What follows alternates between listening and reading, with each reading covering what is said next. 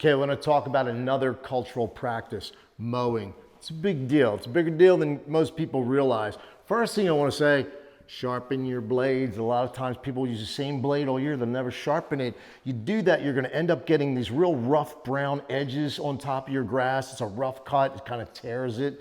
It kind of gives it can give the lawn a brown tint. Also opens the plant up to disease. So sharpen your blades. I believe the rule of thumb is about every 15,000 square feet. So if you have a 3,000 square foot lawn, you're going to sharpen your blade every 5 cuts. Okay, Height's very big time here, all right? From a 1/2 inch to 3 inch. Actually, you can go down to a 1/4 inch, depending on what kind of grass you have, all right? On Bermuda, 1/2 inch to 2 inches is where we like to be. And I know that sounds crazy. 1/2 inch, I'm gonna scout my yard.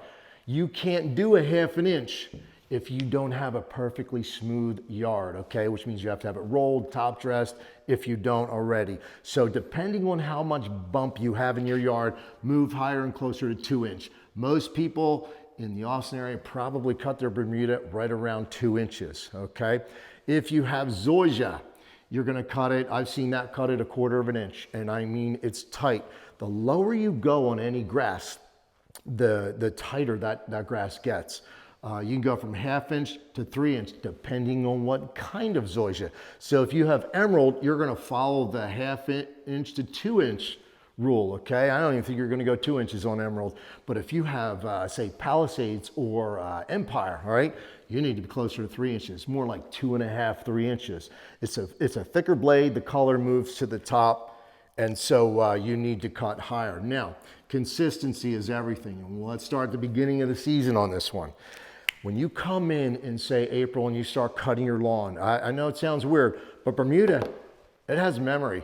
Whatever you start cutting it at in April, you need to stay at that height through the year. I've seen it where people will come in, they might cut it 2.5 inches in April.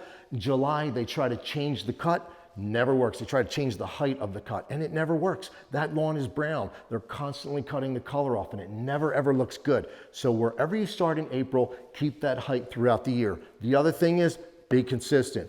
Every 7 days on Bermuda. On Zoysia, you know, they say you can go 10 days to 2 weeks.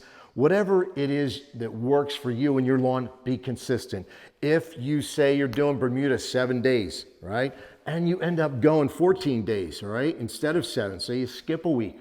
What's gonna happen is you're gonna come in when you do it on that 14th day, you're gonna cut the color right off and it's gonna look brown and dead. It's gonna look awful, okay? It'll grow back and it'll recover, but you're gonna cut the color off because the color on a blade of grass always moves to the top, okay? The other thing I wanted to talk about was bagging. Do we bag or do we not?